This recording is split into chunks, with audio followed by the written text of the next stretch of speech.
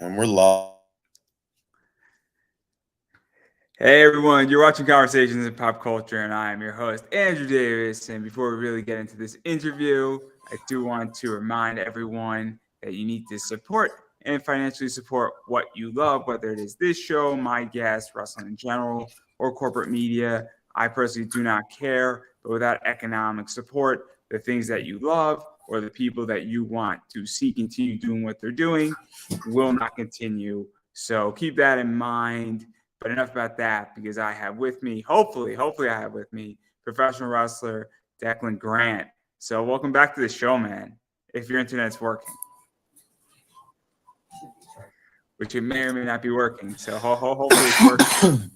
Thanks for having me. I think it's working. It sounds like it's going in and out. So, Yeah. I'm but hoping it's working. we'll see how far we can get. Yeah, I know. I'm just glad that you're back. Obviously, I'm happy that you're here. And I think the last time we spoke, this was right before you won your H2O heavyweight champion. And that's really what started off 2022 for you. And you've had a crazy year so far. And so I do Sorry, want to say talk that about again. that. Now it's tripping out. Can you repeat that question one more time? It just cut out. Oh, I was just saying that you've had a crazy year so far, because your year started off with you really capturing the H2O heavyweight title, and you did it in a very dastardly way, might I add.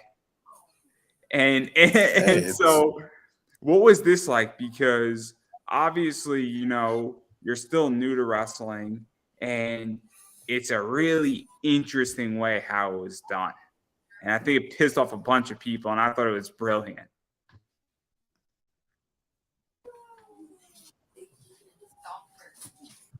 I don't know if you caught that question or not. I don't know. It was, no, the last part it tripped out, but I, I'm trying to roll with the punches right now. So let's talk about your H2O heavyweight championship, because that's what I want to talk about with you, because that's how your year started this year. And it was crazy on The how it uh the started. glorious belt. Hmm. Because I mean, essentially what from my understanding is that I think you beat Devin Moore, who you were having an insane rivalry with.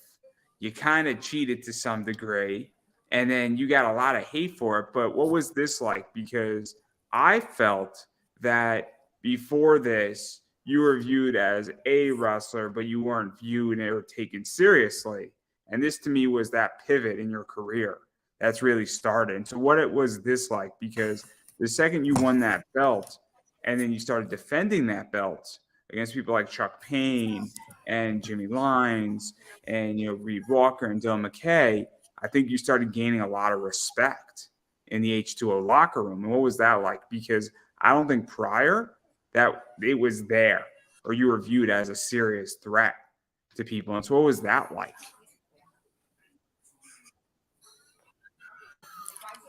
I mean, like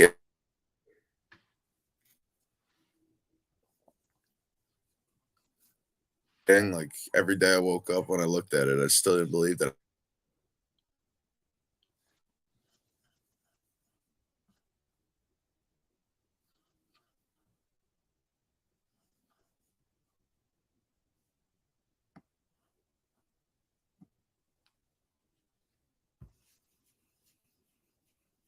I had no problem.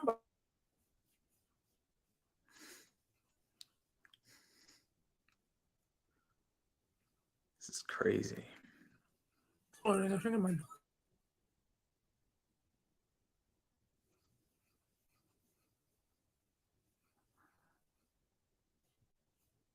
I don't know what's going on. It's so There's an even weird. better tilts.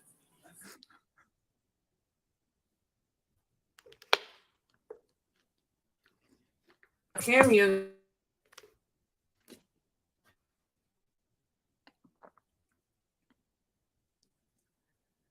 This is so crazy.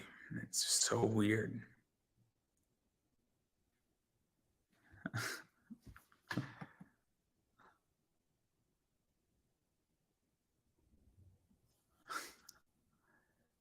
Whenever I need a commercial, there just isn't one.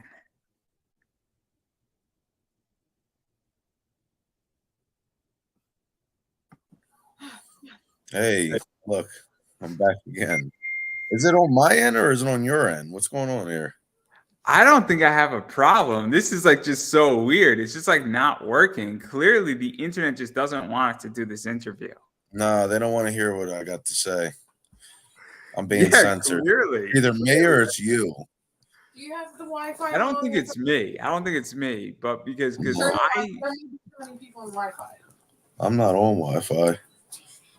I got 5G unlimited because my stuff still works. I'm trying to be professional and do it on a laptop, but it's not going our way right now. I think it's you. I'm gonna blame you. That's perfectly fine. That's perfectly fine. People like me for the most part. IWTV don't trip out every time I show up on camera.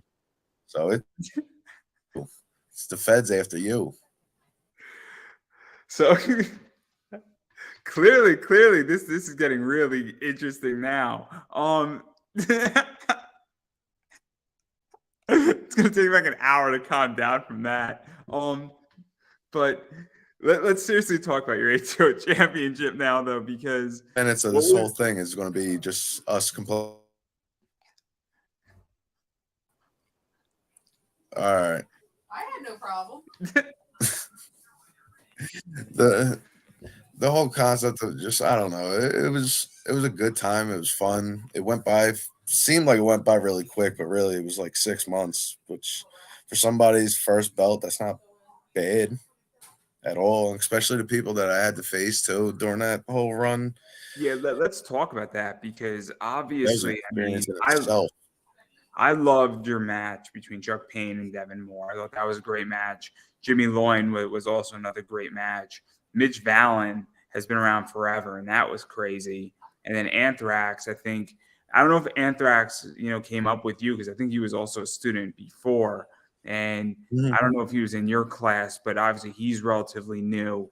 And so what was this like? Because these were some of your first matches, and I really felt like they solidified your title run in a lot of ways. They were, they. I got the shit beat out of me most of the time, especially like with Mitch Van.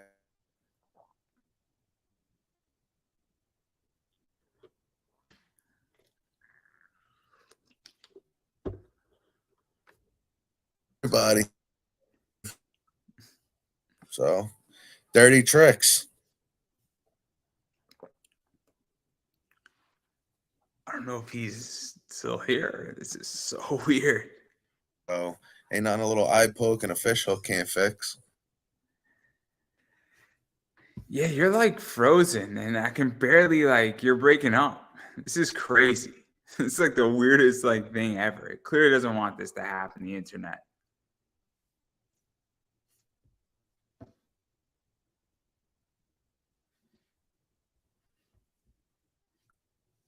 I don't know what's going on. This is so bizarre.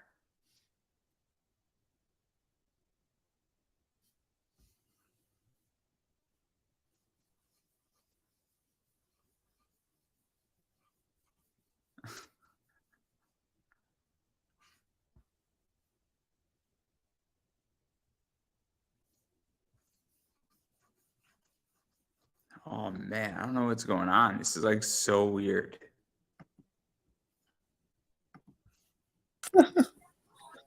This is going to be the running joke the entire interview. It is. I'm telling you, it's either they don't want me to say something or they don't want you to say something. It's one or the other.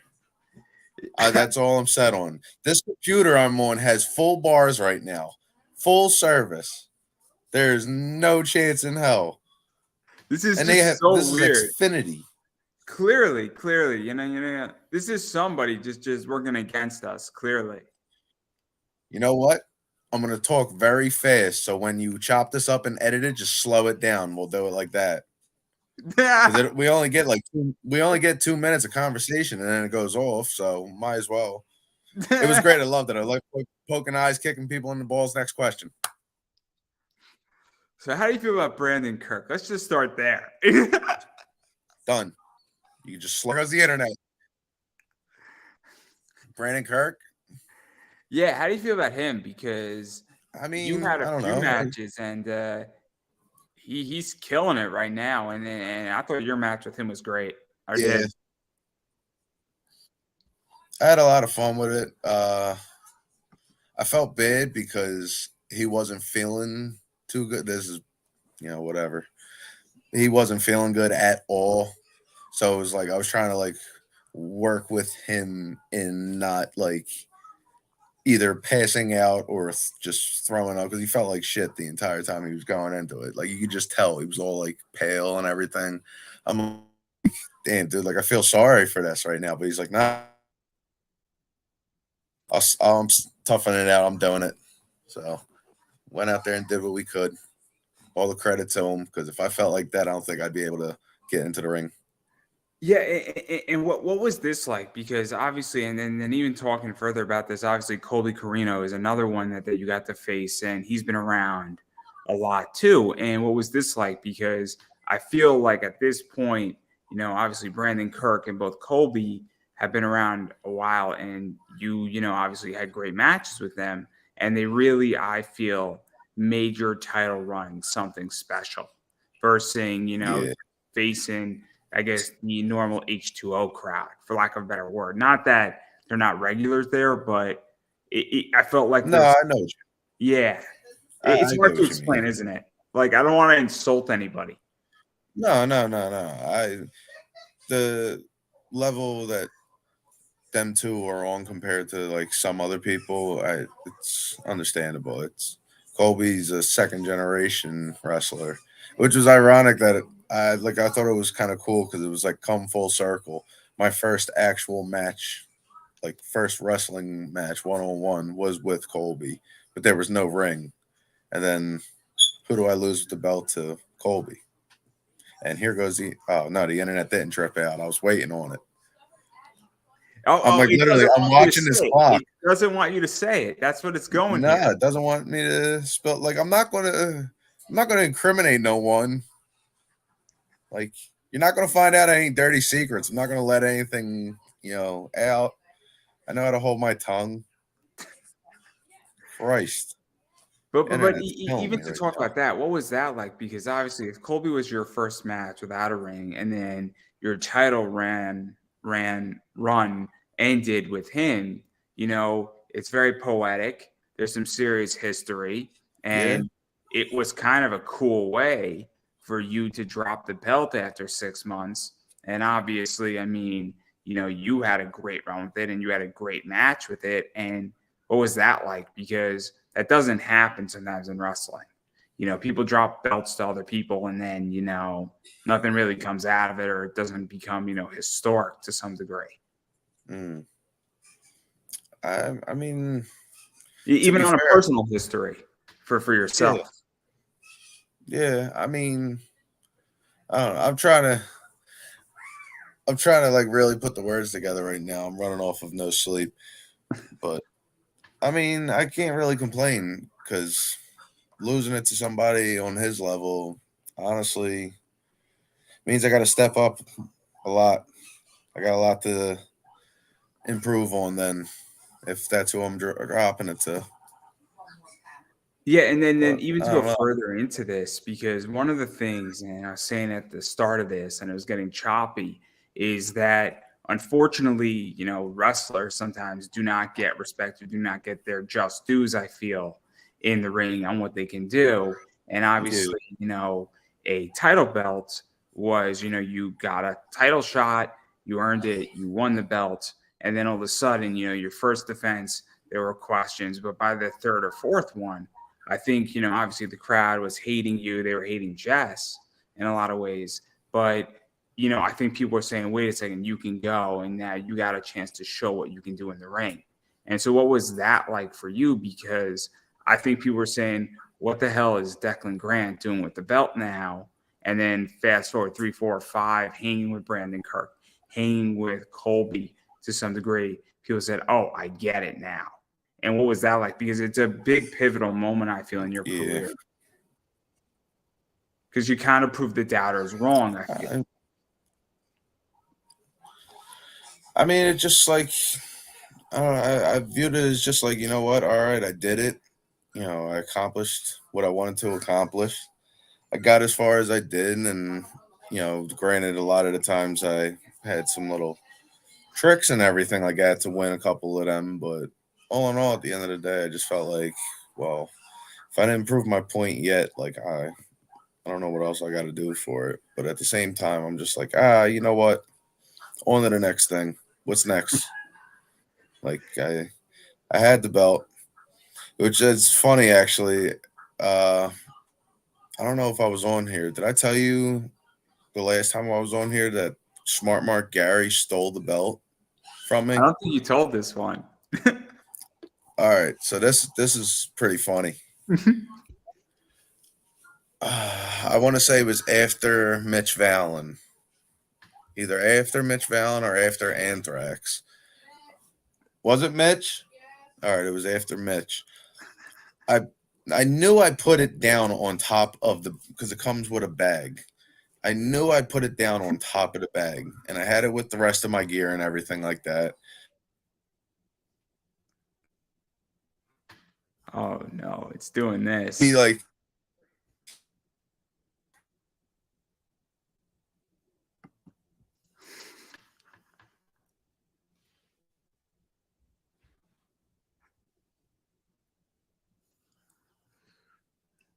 I seen somebody leaving with the belt with a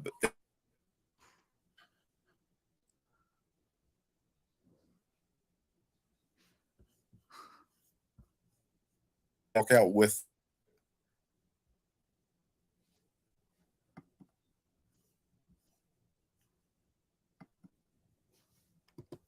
in one ear and out the other. Like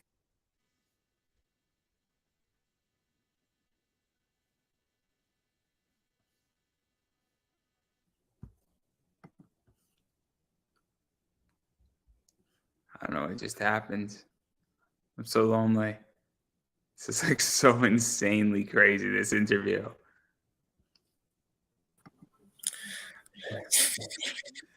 so, This is the running joke. This is the running joke now. listen, this is probably Smart Mark Gary wiring it up so nobody knows what he did. Bastard stole my belt, gave me a heart attack. So I go back to get my stuff, look down, and I go to pick the bag up, and my heart sunk. The belt's not on the bag. The belt's not in the bag. The belt's not anywhere around my stuff. Can you hear me? Yeah, I can hear you. Oh, all right. I wasn't sure if it was going off yet. So Not belt's off nowhere yet. to be around all my stuff. I look everywhere. I look next to the ring. I look next to the trash cans. I look under other people's stuff. I cannot find this thing anywhere, and I have a knot in my stomach, and I'm just. I did not want to go up to Matt and say, "Yo, I might have lost your belt," because then it's just that's not good, especially being in the building. So I stayed quiet about it, left with the bag and whatever. A couple days later, I get a text message, and it's pictures just from a random phone number, pictures of the belt at the liquor store, at Dunkin' Donuts, at some fucking park with a lake, on top of somebody's car. I'm like, and at first, like, I don't recognize this number at all. I'm like, at first, I'm thinking maybe it's Mitch playing a joke with me because I was messing with him that whole night. Like, I couldn't figure it out, and the dude is just going on and on and on about it. He's like, "Yeah, I got your belt. Doubt you're going to ever see it again." Just egging it on for so long till eventually somebody spilled the beans before he tried spilling the beans. But I played it off on him because I wanted to choke him when I found out that it was him. But I just thought I was like, motherfucker. Yeah. So Smart Mark Gary. Not to mention, I wrestled. Do you know who Frontman Ja is? I don't know who that is. He's done a few AEW Darks and Impact to the best of my knowledge. I wrestled him on an undiscovered. I didn't have the belt on me. We may or may not have smoked the substance known as cannabis beforehand. Everything we did was on the fly, completely. completely just going. He super kicks me and pins me. 1, 2, 3. Good match, good match, good match. By the time we get to the back, maybe 5 minutes into it, I thought to myself, wait a minute, I'm the champion. I was supposed to win. Fuck, I never said anything to him. He had no idea. He didn't know me from a fucking can of paint. Had no idea. And I'm just like, wow, I never told him this. He looked at me, his eyes lit up. He was like, dude, are you an idiot? What did you do? And I'm like, I have no idea. I said, dude, that super kick felt nice. I had to lay there. I starfished. It was it. It was over with. But yeah. And I blame Gary. I still blame Gary. Because technically, I should have been undefeated that entire title run. But because Gary stole it, I forgot that I even had it.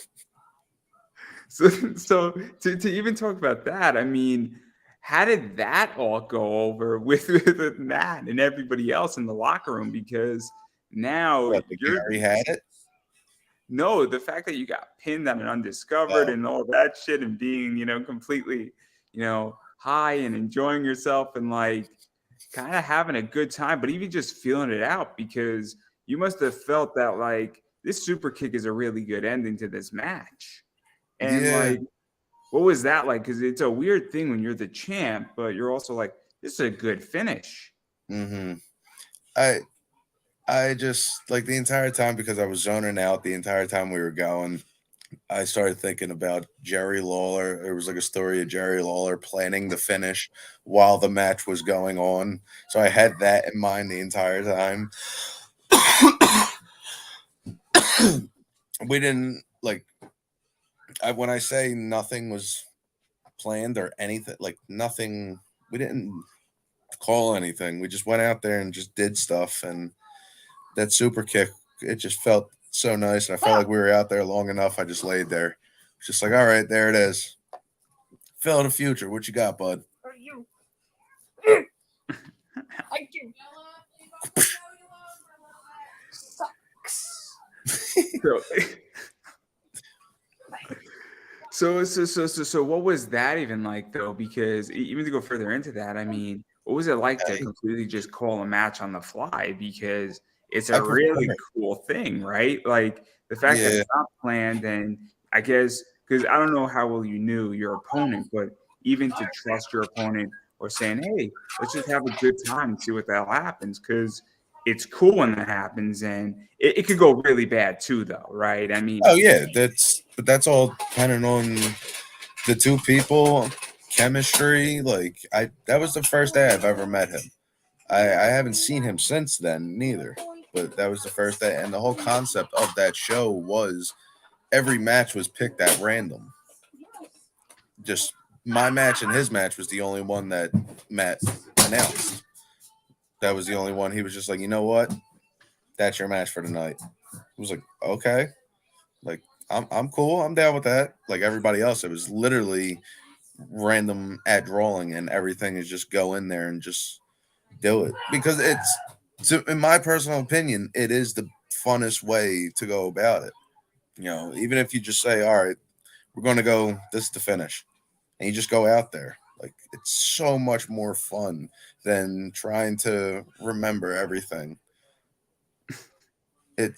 There's just, I don't know. I feel more robotic when I got to remember things as opposed to when I'm out there. I feel more like comfortable. I don't know. That's interesting. That's interesting because I'm the exact opposite where I like to plan. I like to have a battle plan going into things, and I like to obviously, when I'm doing an interview, I want to have a beginning, middle, and end to it. Yeah. And like I'm not so robotic. I mean, it's very challenging for me. So like if I'm to build, there's a lot of people that works for them. It's their thing. Like there's a lot of people that can go about memorizing everything like that. Like they just have good memory like that. Big Red can tell you when I had a match with somebody on an undiscovered from 2 years ago. Like his memory is spot on. It's the only person I could think of that I know personally. But like there's people that just their memory is good. Mine isn't. I forget what we talked about 10 minutes ago. It's me. I'm sorry. I was never. I like having like maybe a blueprint, where we want to go, and then how are we going to get there? Well, let's figure that out. Yeah, no, I think it's just fascinating because creation is a very complicated thing in every fashion of that word, in every sector. And I just think it's so interesting because obviously I speak to a lot of people in comics, I speak to a lot of voice actors, I speak to cosplayers and wrestlers, and it's just so interesting to me. And I find it because I know how I operate. And I'm not saying I'm not the only way to operate, but like I can't even fathom going into a ring not knowing what the hell we're gonna do, not even knowing who's gonna win. And then on top of that, getting high right before you do it. I mean, That's what made it a little bit easier. Like, that's what kind of made it a little bit like, I don't know. It just made it seem easier.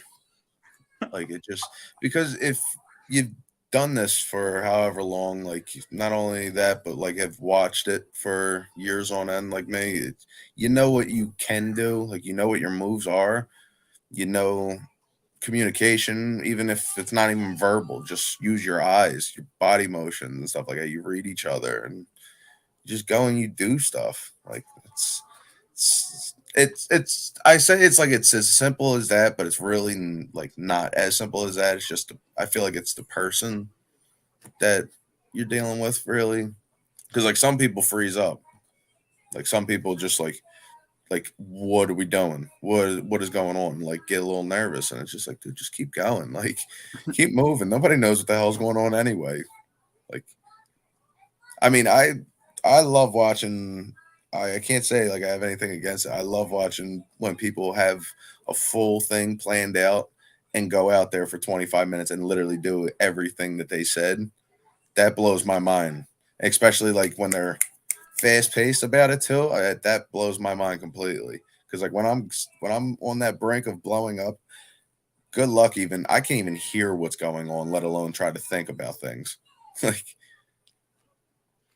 I just think it's interesting. I think it's interesting. And then obviously, I yeah, do want to talk about another match though, because obviously you got to face the boss, Matt Tremont, in an anything goes match. And I think this wasn't your first time with him, but it was a no, pretty crazy match. And what was that like? Because obviously, I mean, he brought death match wrestling back in a lot of ways to America, and you're facing the boss, and then he goes, and sometimes he gives a long speech, and you want to get the hell out of the ring, yeah.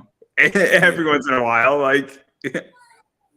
I just dude, that was another one of them moments where it was just like, you know, here we go. Like anybody that's ever worked with Matt can tell you the same thing. That's that he taught me in a lot of ways of how to do that and like how to feel comfortable about going about wrestling like that. Like, okay, we'll do this and maybe we'll do this, but other than that, I'll see you out there. Like follow my lead, I'll see you out there. Okay. Like, and it's just like you're at ease. Like you have enough time, especially knowing like that's who you're going in there with, and you both have a common interest in a set style, and you already know how it's going to go, like mentally without even communicating. Like it helps you sit there beforehand and just be at ease and just focus on like what you want to do. Like you don't have to focus on okay and be there for this or like think about this, that, and the third. It's just what are you going to do when you get out there? Okay, and just go and do it. And it Yeah, was and I what is that like too? Because H2O as a promotion is a fascinating promotion because you don't have to be a deathmatch wrestler to be an H2O. They have people in H2O who say, I don't want to do that. And there's a place for them. But then there's Mhm. also a place for deathmatch wrestling, bringing out tables, chairs, light tubes, whatever else you want to take out. And this is one of those matches where a bunch of stuff was taken out. And what was that Mhm. like? Because you've had matches where it was just a straight up wrestling match, but then you have a Yeah. match like this. And so, what is that like? Because the guy to do it with is Matt Tremont. You know what I mean? 100%. Versus somebody else. I mean, he is the guy. The other guy that we're going to also talk about is Danny D'Amato, who you got to face too. He's another one to do one of these matches with because that guy is a crazy motherfucker, to put it Yeah. politely. Yeah. Yeah. That one was fun. That was a lot of fun. I got to talk a lot of shit during that match. I don't know. It was it was a weird moment too. Like it was like kind of like full circle because Danny was when I first started with training at GCW. Danny was with them at the time, so he would be at the compound every now and again, just like sitting there hanging out and like whatever. But like never really like taking the time to like actually like I've never taken the time to like sit and actually like talk to him. Like going into that match, that was the most I've had any conversation with him. But Yeah, it yeah. was a lot. Yeah, to even talk about that too, because obviously Danny is running ICW No Holds Bar right now. And that's a really, really big company. And they've done a lot of cool shit in that company. I mean, in a lot of ways, I mean, that's, the deathmatch company on IWTV. And obviously, not to throw bad blood with GCW, but obviously there was a falling out between the two of them. And I think it's well documented. But what is that like to, get to wrestle a guy who sort of, has a very prominent deathmatch wrestling promotion, much like Matt does, and really getting to do it in an H2O ring versus doing it in an ICW ring, because that's the other thing too that I think made it special. I don't know how many times Danny has been in an H2O ring, but it definitely, I think, was special because I know he hasn't been in an H2O ring all that often.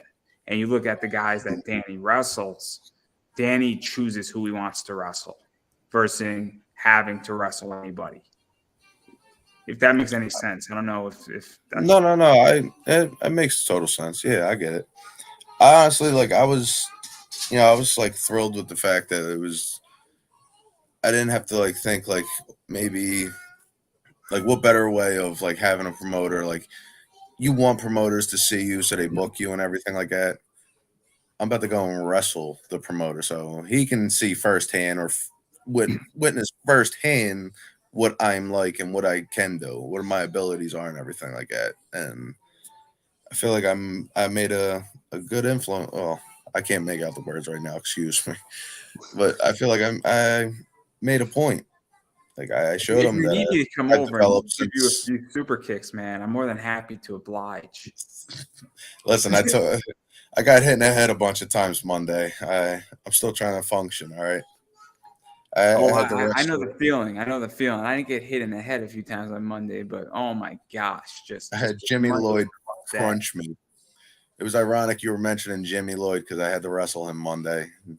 He gave me like a pile driver, and I heard things crack. And boy, I'm still feeling the effects of him. Boy's a different boy, I tell you. Yeah, no, he just wanders around. He's weird. Where the greatest moment was not even in a wrestling ring; it was at WrestleMania. When Jimmy's just by himself wandering, yeah, it's Jimmy Lloyd for you. There was You an know what I'm ongoing, referring to, right? You know what I'm yeah, referring to, right? The yeah. moment where the collective happens, and then Jimmy Lloyd apparently either snuck down and they were doing like a screenshot, or just like the camera's just moving around, and he's like right at the edge, and you just see him, and he has like a normal T-shirt on, and everybody on Twitter is like, "Is that No, he Jimmy had Lloyd?" there was two pictures. There was one of him. I think there was one of him with the GCW shirt on, and they made him take it off or something because there was another one. He had the Hurt Business shirt on. That's where Jimmy Lloyd joined the Hurt Business came from. Oh, it was the greatest day ever. That was my favorite meme I've ever seen.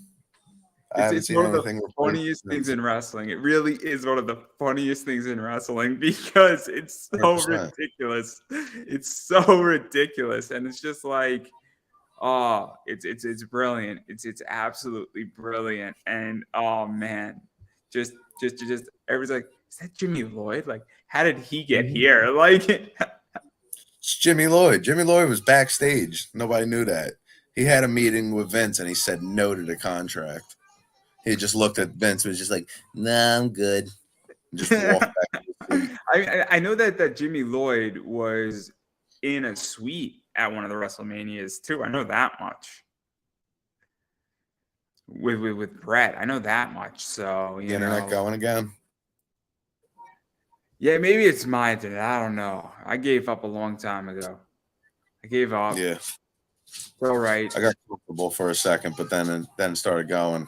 It's all right though. I I know got that time to get Jimmy back at home. I think like a WrestleMania ago was with Brett in a suite that was like hosted by Stephanie because WWE wanted to buy like Bloodsport, which is Mhm. super interesting in its own right. But that's what that is. But yeah, it's really just interesting. And I think Jimmy Lloyd is the greatest thing ever. Just the amount of wondering he can do. It's just he'll just show up randomly. Jimmy Places Lloyd, greatest thing ever. God's gift to pro wrestling. Jimmy Lloyd. it's that and it's pretty much Orange Cassidy. I don't think you could top Orange either one of those. Cassidy. Yeah. Orange Cassidy and Jimmy Lloyd. That'd be an interesting match.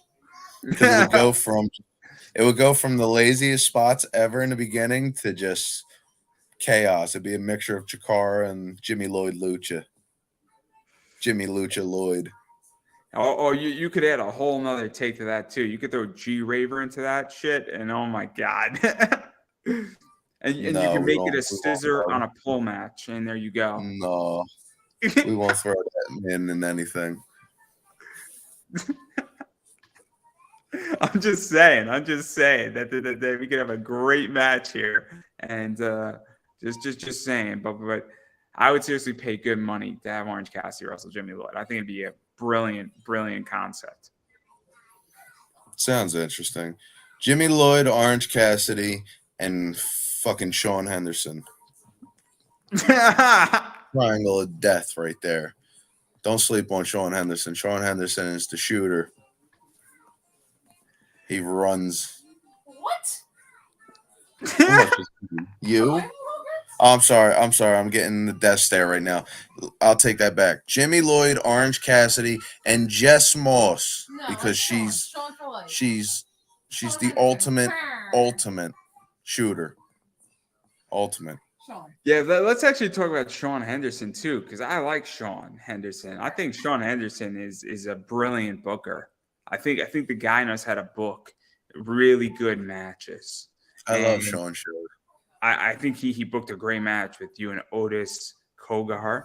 I thought that was a good match, and I know that there's been a few other matches, and I think Sean's a good wrestler. I think he's a better booker than anything else, and I think he knows how to run a show. I think he knows what works in wrestling. And see, I beg to differ. Have you ever seen? I hope there's some type of. There is definitely footage of it. I don't think it's on IWTV though. I'm not saying. I'm just saying. I think Sean's gift is as a booker more so than anything else, and it's the same thing with. Oh yeah, 100%. Sean's a great booker, but Sean as a heel is, when I say top tier, is the greatest thing. Sean Henderson being mean and just hating everything and everybody. It's to my opinion, the little bit that I remember of him doing it, it's, I don't want to say MJF level, but if Sean dedicated himself to being a heel, Sean would be a hell of a heel. He'd be near that level at least if he fucking went hard with it. Because Sean is the man. Sean has that mean. I could see it. Where I'm going with this is that Matt Tremont's a good example of this too, where Matt's real gift is teaching wrestling, because Matt is an amazing teacher, and he has so much knowledge on the business that his students, whoever goes through Matt Tremont, becomes a better wrestler and leaves wrestling a hell of a lot better than when they entered it. And that's not saying that Matt Tremont's not one of the greatest wrestlers, especially in deathmatch, but his real gift is building the next generation. And that's just a fact. And I have no problem arguing with people on that, because that's just the way. I've said it multiple times across multiple interviews with people, and I said that's his real gift. And I think Sean's real gift is knowing how to book wrestling shows that are fan-fucking-tastic. Not saying that he's not a good wrestler, because... Oh, no. I wasn't taking it as that. Well, I was, so we're going to fight now. I'm sorry. I thought the internet was tripping out. I thought I was able to like sneak a couple jabs in there when the shit was fucked up. I didn't think you heard me. My bad. Oh, God, I need a back massage. Yeah. Can you make me a coffee? Yes. Thank you. I like how you're just so nonchalant in the entire interview. You're like, I'm in the middle of an interview and you just ask completely. Oh, I love it. I love it. There's really not too much of a difference between me as a person and me in wrestling. I just turn it up a little bit. That's all. I'm a regular person. I just have a very high tolerance for pain. I like punching people in the face. Every now and again, slamming somebody on their shit. I gotta let out that aggression. I'm starting to become like that a little bit on this show, where I'm just gonna state what I want to state, and I'll deal with the consequences accordingly. There you go. It's the way to be. No, honestly, somebody said it to me about a comic book. Said when you mortgage your house to do your comic book, you get to call all the shots, and if you disagree with that, then you go mortgage your house and go do your own book. And that's how I feel about this show. Is that I'm gonna run it however I want to run it because I'm paying all the bills. And if you don't like the way I run it, that's fine. You could have an opinion, but you're not paying any of the bills, so that's just your opinion. Not you personally, but that's the whole thing. And I know what you mean. But yeah, so that's crazy. But I would love to see Sean Henderson heel back.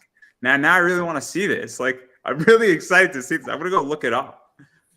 I have one video that I took when after they shaved his head, where he was bald, and it was I can't demonstrate what he did because it's kind of awkward at this very moment, but it was amazing. I'll see if I can find it and I'll send it to you on Twitter. It is absolutely phenomenal. Sean Henderson is my favorite heel by far. And I have a list of phenomenal heels, and Sean Henderson's definitely in like who's on your list? Who's on your list? Now I want to know who's on your list. See, so let me revise that. Who's on your list on the indies? Because I don't want to know who's on your list in WWE or AEW or Impact, because that's easy to find out. The top bunch of heels, Randy Orton is like up on that list. Seth Rollins, when he was part of the Authority, has to be on that list in WWE. But I want to know who's like your top heels in the indies, or just recently went to those companies. Ooh, top indie heels. That's. I mean, you could say MJF. MJF was on the indies for a while. That's fair game. Yeah. But like, if you said Randy Orton is my top heel, like, I don't think that's an indie heel. You know what I mean? I feel like if I said, screw it, I don't even care. One of the definitely. You can say whoever you want. You can answer the question however you want. I don't care. JBL. Do you remember when JBL in like the mid 2000s when he had his title run? I'm sorry. Do you mind waiting while I go get a package for you? You go do that. You know what I was referring to, right? No. When John Cena got JBL a gift. Oh yeah. Oh yeah. Wow, that completely slipped my head. I thought you were gonna pick up on it. I really did. Oh, that's terrible. I was just because I just got into when he like first did the turn and started wearing the cowboy hat. Thank you so much. I love JBL when he had the cabinet. I thought that was brilliant. The cabinet. That's my favorite JBL. His promos were the funniest by far because he legitimately is that person. So like I feel like that's what made it better in a way.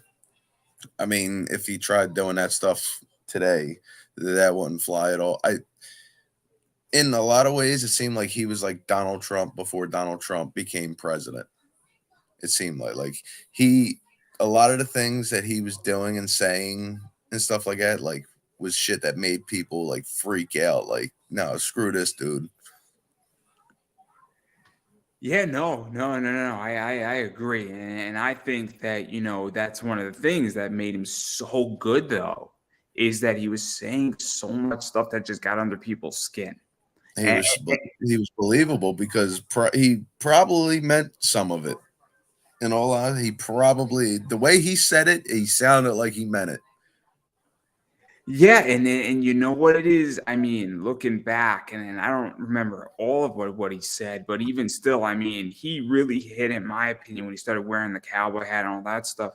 This class division, this idea of elitism, and a bunch of stuff. And I mean, I thoroughly enjoyed JBL, and I thought that the Cena JBL rivalry was one of the best babyface and heel rivalries in the last 15 years or so. No, him and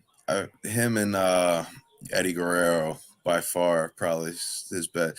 And that honestly, but that was when he was like a lot more edgier. But just their matches they had were phenomenal, phenomenal. Them chair shots? Are you kidding me? Oh, oh. I've been in front of a handful of chairs. I don't know if I'd sit in front of one swinging at me that fast. Oh, Fair enough. I do think that Eddie and JBL, though, joking with each other when Eddie stole JBL's tires, I thought that was yeah. hilarious. He's like, "Hey, I have some tires that I could sell you," pretty much. And oh my gosh, like that was you just have like Eddie sitting on the tire. Oh, it was That was just perfect. Like the John Cena one. Yeah, it was great, but my personal favorite was him and Eddie Guerrero. I so felt like my favorite they told a better match. story. My favorite match with JBL, it was with John Cena, and it was the I Quit match. Yeah, Because that match was crazy. You have a truck, and Cena takes off like the big exhaust pipe from like the top of the truck, and like I'm like, oh my gosh! Like I thought that was one of the most extreme, things at that time that was being mhm. done, and it showed, and that's what made JBL quit. And I was like, oh shit, this is now real. In which because I was a very new wrestling fan when this was going on. And so I remember seeing this and I'm like, oh my gosh, this is pretty crazy. What's about to happen? So that's why I say that that's like my favorite match with JBL in a lot of ways, because I'm like, okay, this is clearly now we're going into some extreme territory. And then I felt WWE, wanted to get a Senate seat, and things changed. So it was unfortunate. Mm-hmm. I thought we had momentum here in WWE at that time, and we could have had at least another 3 or 4 good matches like that. But yeah, it's unfortunate. Linda wanted a Senate seat, so go figure it out. We can appreciate what they gave us at least. That's all. That is true. That is true. I mean, we did get a live sex celebration in the ring, so I mean, I mean, aside from that, I thought it. You said it. Hey. I could have went with the plane ride from hell, but I decided this is a family-friendly show here. Plane ride from hell.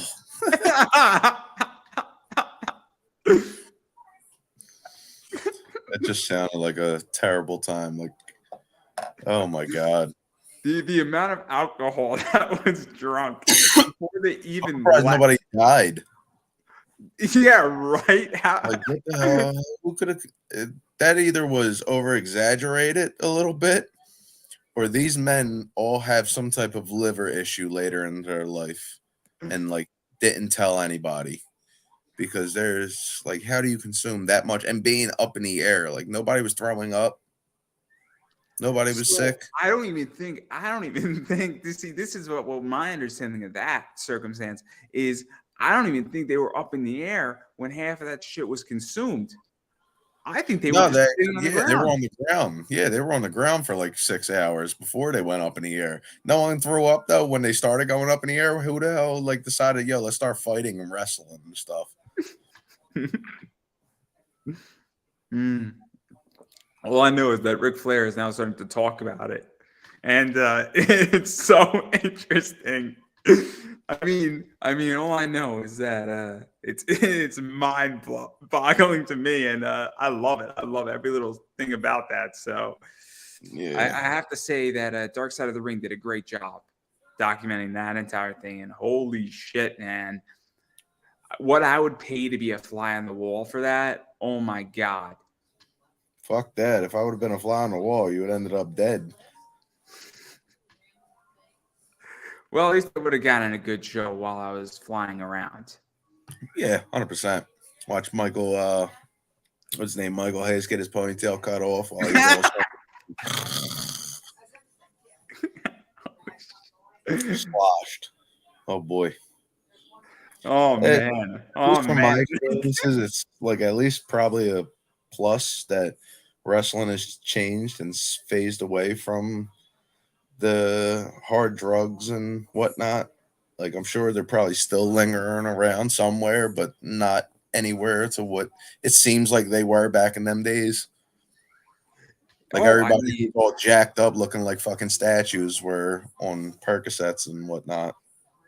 Yeah, it's probably a good thing that wrestling has evolved. It's not even a good thing. It is a good thing in a lot of ways. I mean, but you can't really like, I can't like even like say anything negative towards like anybody that like, for the most part, like you got to think in the full trajectory of it. Like for at least them back in them times, getting hurt, and this is what the doctor told you to take.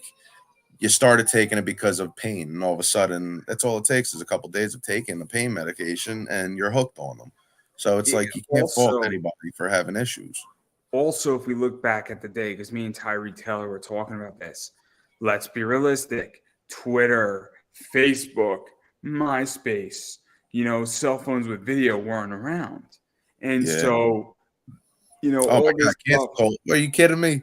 Cancel culture would have took a stroke if they would have been what around would back have happened is that it wouldn't have been cancel culture. It would have been corporate media, I think. Because what happens is that, let's say somebody gets hurt in wrestling at a show. It then gets up on Twitter, and then it becomes a gift, right? Or a gift, or it becomes a 30-second clip. Then everybody who's not a wrestling fan says, oh, that's what wrestling is. Wrestling is bad. And this happens all the time when there's a major incident that occurs that somebody got hurt.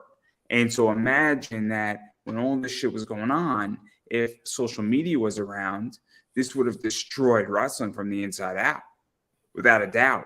And I mean, maybe, but at the same time, it would have destroyed everything from the inside out because nothing was true. sweet. Fair. Wrestling's people have been trying to destroy wrestling since the friggin' 40s. Like it's just been an ongoing thing. They've been trying to be in the beginning. It was trying to prove that it was fake, and now it's just like, oh, people are getting hurt. People are getting hurt in football. People are getting hurt in hockey and basketball. Like you get hurt. Okay, we get probably concussions a lot more than the average basketball player, but it comes with the territory. What about professional fighting? What about boxing?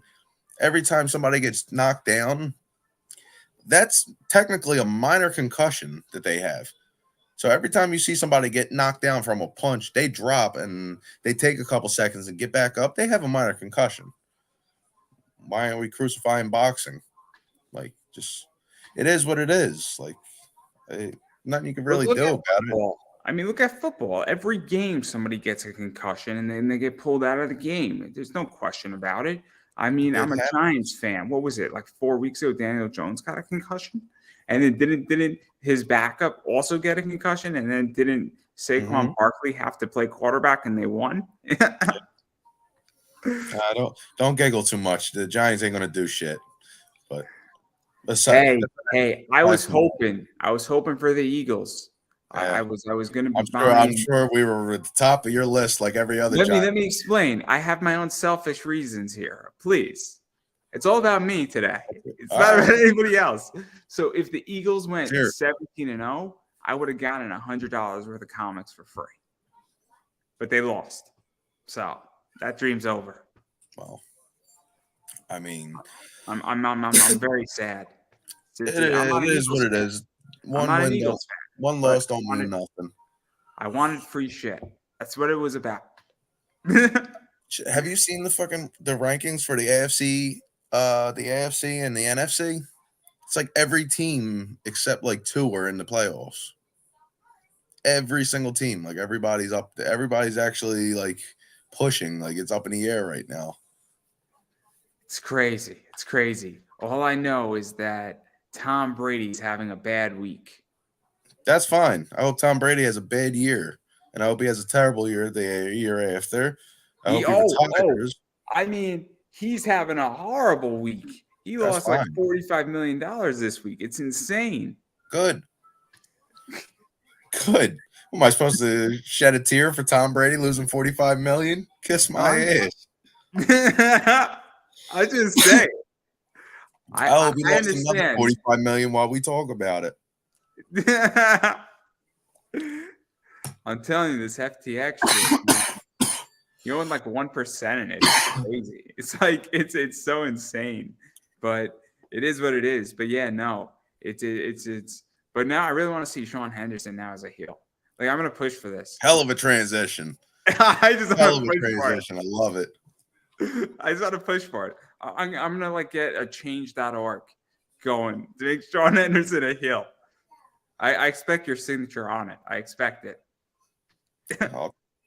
I'll put one of the signatures. I'll either put my real. You know what? I'll put the Deklan signature. Can't trace that back to me anyway. Haha. Kayfabe, brother. Yeah, no, it's crazy. Still real, damn it. Hey, it's real to us, right? You're probably not going to be able to say it. No, you know what? I won't go that far. I was just about to pull my pants down to show you my ass cheek to show you how real this shit is, but we don't have to go that far. Long story short, I had a chunk of it removed. Well, not removed, but taken out. Don't worry, I won't do it. I seen somebody. I'm not going to do it. Don't worry. I don't have any corporate sponsors, so you can't hurt me right now. So sorry, bud. I'm not showing my ass on the internet. Not happening. If I had a corporate sponsor, I would totally stop you. If you had a corporate sponsor that was going to write out a 7-figure check, then you got it. I'll show you whatever you want to say. But until that corporate sponsor shows me some dollar signs, no. If I had a corporate sponsor, you would not be showing your ass on my show. If you had a corporate sponsor, you best believe I'd be in my birthday suit waiting this way. That's crazy. That's crazy. But I feel you. Tom Brady lost $45 million. I'm trying to gain that. It's okay. It's good. You can join Tom Brady. Hell no. I'll join his bank account. You might not want to join that either. That might not be a winning play lately. You know, with the way FTX went, his divorce, the Bucks not doing too good. You know, he got divorced too? I didn't know all this. Oh, you didn't know this? I mean, here's what happened. Damn. So basically, she was worth more than he was. Oh no, Tommy boy. Tommy's about to be coaching high school. Oh no. I don't know why you would choose football over her, but that's just me. Yeah, dude, are you does he have something to prove? Right? He wants to win more Super Bowls. Like, does he want to set a record nobody's going to beat? I mean, he's already considered to be the greatest, whether you like him or not. So why don't you quit? He should have quit when he won, and he should have gone out on top, right? Like, if he went out on top. I thought he did quit when he won. I didn't watch any of the press conferences. They just said he did a press conference, everything. I'm like, okay, I guess he's retiring now. And then here he comes popping up in training camp. I'm like, oh my God. I don't get it. Don't you want to go out as a winner? There's something to be said about that. It's kind of like, I mean, I'll be very honest, but what I'm rooting for in wrestling is I want John Cena to win the belt one more time and then retire like the next night. Because I think it would be the greatest move for him and his legacy and WWE's legacy in so many ways. You think I don't know about what it. we do then. I don't care. Yeah, but then it's just like, all right, well, everything we just built with this belt, we just dropped it for a one-night deal, and there he goes. Then what do? You always got to plan ahead. Or maybe you have him defend it for 5 months and have a 5-month countdown and have him retire with the belt, and something of that nature. But I think that he should go out as a winner because I think John Cena is the pillar of WWE and has been for a very long time, whether he's there or not.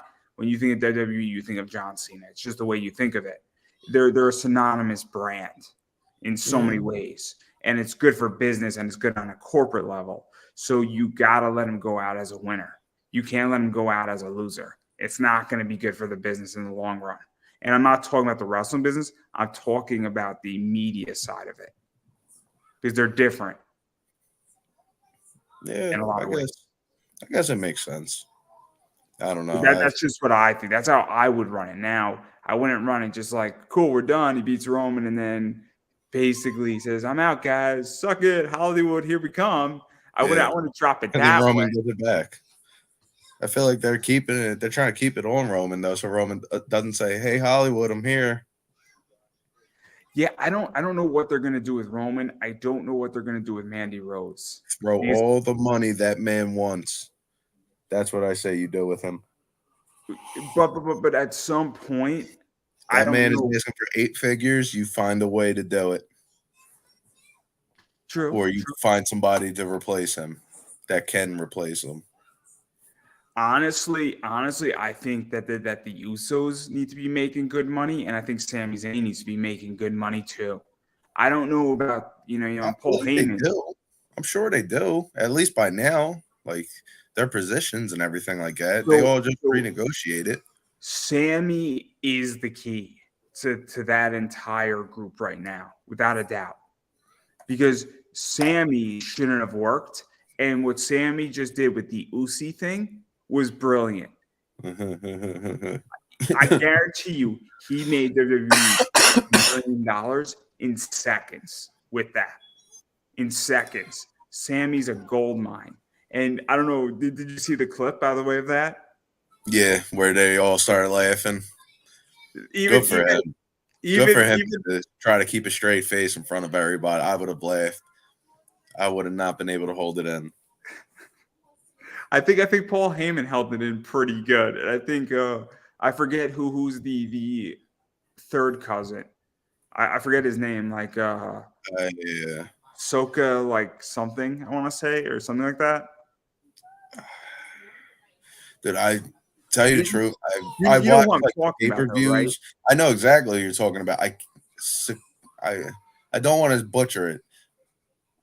I don't want to Sokoa or something like that. Yeah. It starts with an S, and I think the only one I can know by heart is Jacob Fatu, which I feel like he should be in that position as well. That dude looks fucking dangerous. Like you cannot tell me you don't see that man and you don't think like, wow, this guy can. Is Jacob Fatu in WWE or no? No, I think he's still in MLW. And I think he still does like indies a little bit. But like you just like look at him, he just looks vicious. Like him just standing there with that death stare, that 1,000-yard stare, like the third Uso, he looks just like the other two. Spitting image. It's like the triplets. Like cool and all, don't get me wrong. I'm all for it, but you got to bring Jacob. Jacob looks like a psychopath. Jacob looks like he can body slam the ring. Like I mean, again, I don't watch much of WWE. There's no good reason for me. I'll watch the pay-per-views, and that's it. Because the pay-per-views are great. I'll watch the pay-per-views, and then I'll watch a 15-minute wrap-up show of what happened. And if something was really good on Raw, I'll then watch the match, if that makes any sense. I see things on social media. Or like I watched the Uzi clip on YouTube. There's no good reason to watch Monday Night Raw or SmackDown. There's a million better things to watch in wrestling collectively. I feel because I do it, I'm a big fan with. Excuse me. I'm like more of a big fan when it comes to that, like of older stuff than newer. Like with newer wrestling, I'll watch a lot of indie wrestling if it's like like a show that just happened, but it's on an indie show. Like I'll watch. That's recent wrestling for me. Aside from that, I don't watch. Like I I don't watch mean, AEW. my favorite era of wrestling is Impact 2002 to 2004. And I feel like, you got young AJ Styles in there, you got Christopher Daniels, you got Cassidy, you got Jerry Lynn in there. And you look at the X division in those 2 years, you got Samoa Joe coming in there. And you have all these talented people who have gone on to do some amazing things. And they're at the beginning of their career. And you're like, how the fuck are they doing this shit? And also the X division, when Impact first just started, or TNA at the time, was really, really innovative. And it was that high flying, high paced action. And even going to like 2005, 2006, it was great. I thought Christian Cage coming to TNA was one of the best decisions they ever made. That was cool. Yeah, I did like Christian and TNA. It was like cool to see like Christian versus Sting. Like TNA had like some interesting matches could happen. And so that, I mean, that to me is a great era. Like Impact Plus and going backwards with it is fantastic. It's fantastic. And even like, I think Impact right now, their women's division is, I think, one of the best women's division. And I think it beats out WWE and AEW. Hands down. Hands down. You have some of the best women's wrestling in Impact. I haven't And watched I think the Impact. I indies. can't even tell you who's in. Oh, you have Giselle Shaw, you have Mickey James, you have Donna Perazzo in there, or Deanna Perazzo, you have Masha Slamovich. You have all these top people in Impact as far as, the women. I couldn't tell you any man that's in Impact right now. Yeah, I can't really think. Like, when I think of Impact, like, see, I stopped really keeping up with it. I want to say whenever they still had EC3 as like their champion, and then they switched it to Magnus was around the time I stopped watching it. So I can't 2014, 13, somewhere around there. And they had like Rockstar Spud. That was cool. Yeah, Rockstar Spud. I haven't heard that name in so long. I mean, what was it? Like Drake Maverick? 2005. 2004, 2005, they were the shit. Who is the shit? Impact. Well, when it was TNA. That was pretty cool. Oh, yeah, the Dixie era. The Dixie era was great. Was that when she first bought it? It was when that I think Jeff Jarrett was sort of running it, and then you had Jim Cornette running it, and then Cornette was still. That's when I first started watching. Cornette was part of it. So and then LAX was around. That was good stuff, man. LAX, like Hernandez and Homicide. Oh, that was my first. Actually, the first time I ever watched it was LAX. I forget who the hell. I want to say like LAX and what were they? James Storm and what was the other guy's name? The Cowboy. Chris Harris, the Wildcat. Chris Harris. With, it was a tag match with them. It was on like America's Most Wanted, I think, right? Yeah, it was On Demand. I remember the first time I seen it because I was a big Conan fan. And that was like the first match I ever seen was that. And I was like so confused at the ring. The ring was the main thing that threw me off. I'm like, what the hell is going on here? Why is there so many turnbuckles? I couldn't grasp the concept. I love the 6-side ring. I do. I think it's great. I love it. I heard they suck. I heard it's the worst. It's easy to adjust to, I'm sure, after a certain amount of time, but I heard that they're stiff and they're the shits to put together because you got to match up none of the boards are all the same size like a regular ring. The boards are all cut differently. I definitely want to try it if the opportunity ever came, like if I can get into a 6-sided ring, but I don't know. Yeah, no. I mean, I'm not a wrestler. I have no desire to become one. I got enough problems, and I do not want to be in that realm. Stay that way. Honestly, I wouldn't mind running a promotion. Running a promotion and being a wrestler are two different things. And, you got to know the business, though, to do that. Like, Because I feel like there's a lot of people, especially now, that like they start up little like promotions and stuff like that, and like they try to run shows, they end up losing more money than they ended up gaining. Like, You have to know what you're doing, and you have to yeah, be very, very good at business, and you have to also understand a battle plan. I mhm. come from the world of Kickstarter, and so a lot of my friends run Kickstarters, and I run an eBay business, and so it's taken me a while to become very profitable, but there was a battle plan with that, and I think that if you run a promotion, you need to understand your battle plan, and you also need to understand that you need to actually be mature enough because a lot of promotions they don't get in trouble because they're not financially stable. They get in trouble because their owners can't keep their hands off money, engage in embezzlement, or send inappropriate pictures to certain people. Well, That that happens. those I understand that happens, but I feel like those are like certain. Uh, no, it's ironic that you said that because now like so many different promoters popped into my mind like that got exposed for doing that shit, and it's just like, oh man, it makes wrestling don't look too good It, again. it makes people very, very upset because especially when a promoter is sending a dick pic to a female wrestler that they're paying, no any rational human being doesn't want that to occur. No, It's not a good thing. It's not a good thing for wrestling, and it's not a good thing because guess what? I don't want somebody to get an unsolicited dick pic. That's not what I want. And if you're, wrestling on a show and you're a female, why the fuck would you want to go back to that promotion? And then who gets really hurt? You as a wrestler might lose a booking. That promoter might lose you as a wrestler, but the fan is the one who really suffers because they don't get to see that person wrestle, but they're also understandable. It's not good for business, and it's just not appropriate at all on any sense. no, I hear you. So It's I mean, uncalled for. it's a problem, and I just know this because I've been exposed to it, and I'm well aware of a lot of shit that's happened.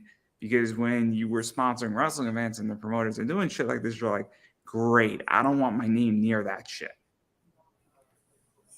Yeah, and those are the people that give wrestling the bad rap.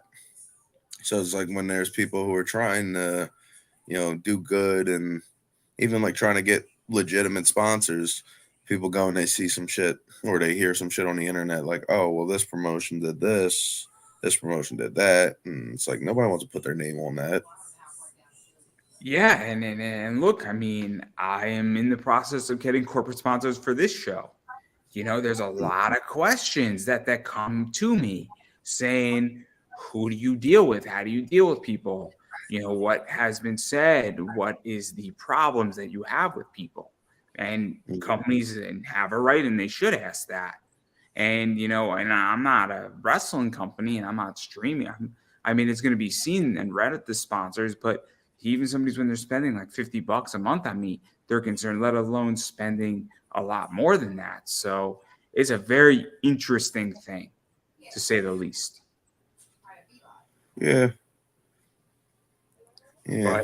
But I've been exposed to it, and I'm jaded because of it. But I do want to talk about GCW because we spoke about it a little bit. But this is, I think, the third place you sort of wrestled Hmm. slash company you wrestled for because I think you've almost.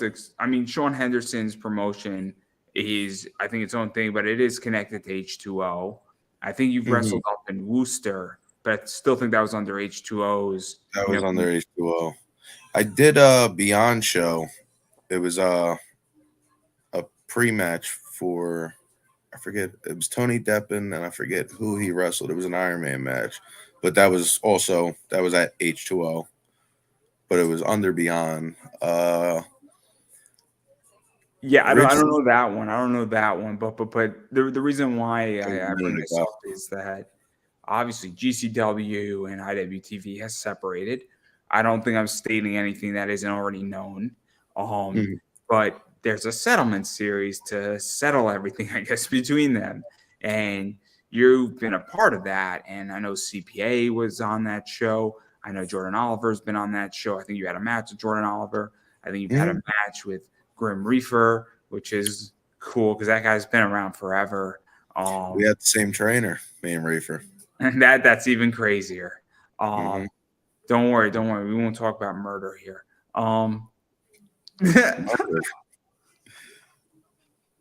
But what is this like? Because it is kind of a big deal to be part of this. GCW is right now really, really hot because you could get it pretty cheaply. You know, it's $5 a month on Fight. Or yeah, I made Jess get it. What? I made Jess get it.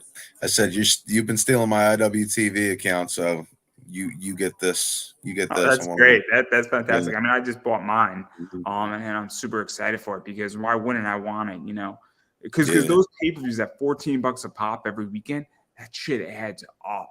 Yeah, I was always like, I would see them announce matches, and I'm like, and then like I pick and choose what show I would want to just pay for because I didn't feel like spending $15. And then also, I mean, let me ask you this: would you then look at what's on IWTV and say what's on this, or would you then say, hey, look, it's Sunday and a Giants game's on or another football game is on, or would you say, you know, what movie is on Netflix? Because that's what I would do with those GCW shows. Is I'm like, this is $14, but I have 6 other options.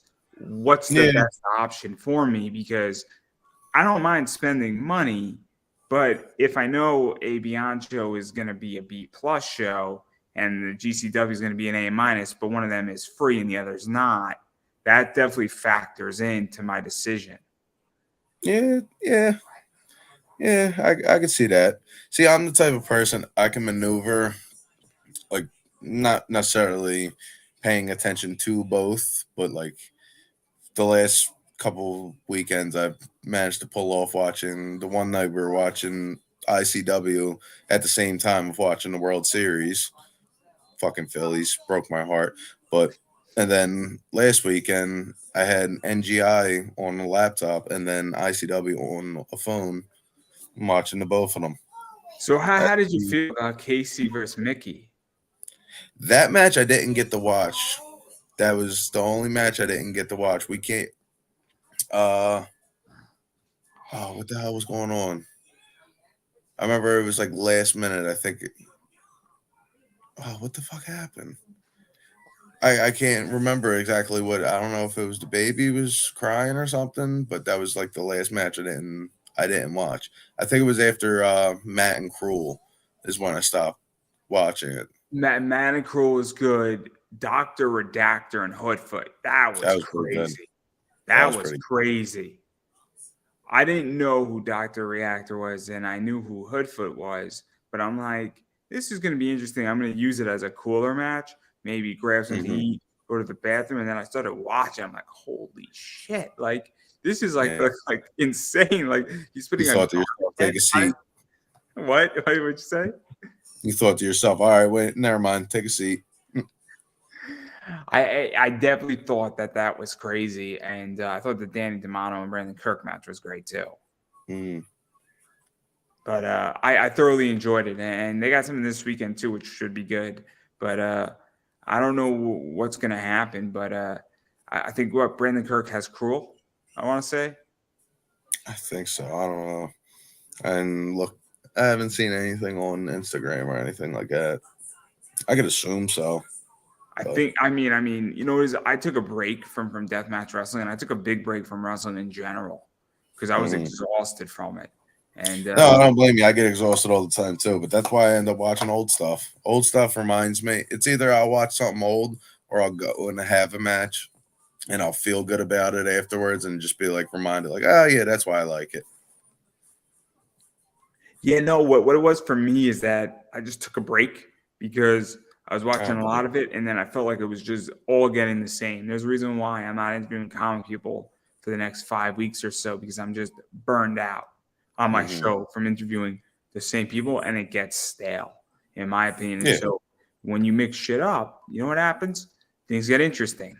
I mean, I'm probably in the next, in December, I'm going to have 6 or 7 wrestlers on, and it's going to be great, and I'm aiming for the Duke. The Duke? Yes. Oh, yeah. Some Rabbit King Duke. Oh, yeah.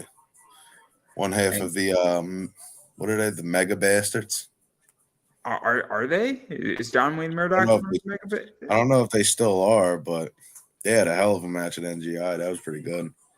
I know that wasn't he like crowned something, right? At NGI? Yeah, John Wayne one of them. Murdoch? What's that? John Wayne Murdoch was crowned what, like He something? won NGI. Yeah. He won the whole Yeah. tournament. Yeah, no, it's going to be a great interview. It's going to be a great interview once we set that up because it's going to be a lot of fun. And why wouldn't I want to interview him? Because he's crazy and he's fantastic. And that's my whole thing. But I digress. Enough about that. Definitely going to be dealing with that. And I'm sorry about the Phillies. It happens. It happens, man. The We made it Astros. far enough. I was surprised we even were going to make it that far. It's crazy, right? What you had, the Phillies outlasted all of the best teams in baseball, technically. So how the fuck did the Phillies beat the Mets, the Braves? What was it? The who else did the Padres? Yep.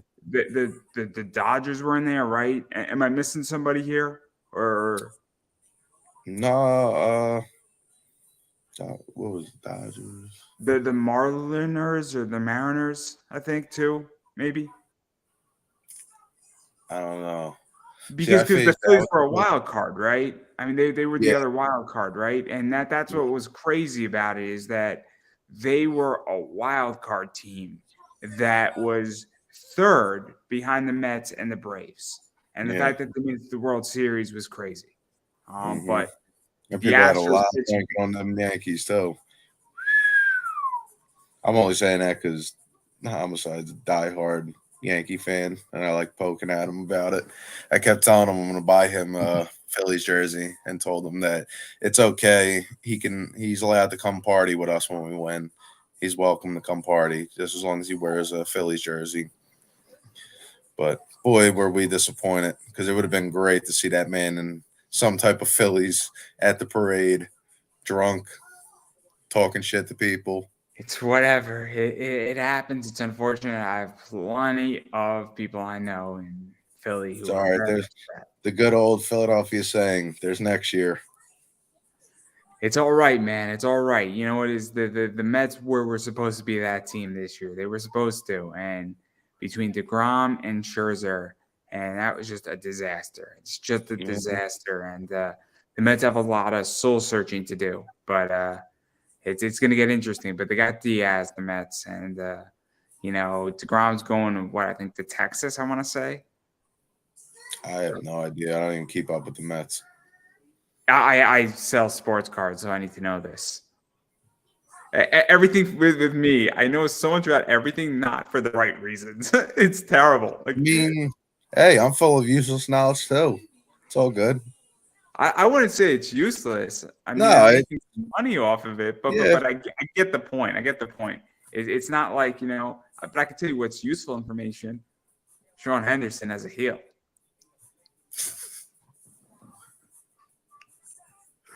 That is useful. That is very useful. I'm going to look for this now. I'm going to spend all night looking for this. I have a theory on Sean Henderson, because Sean always, he's the nicest human being walking God's green earth.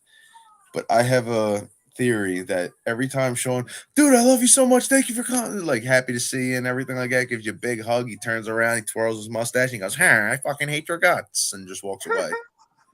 He deep down inside has hatred for everybody he smiles at. He's a super villain. I'm telling you, he's not a heel. He's a super villain.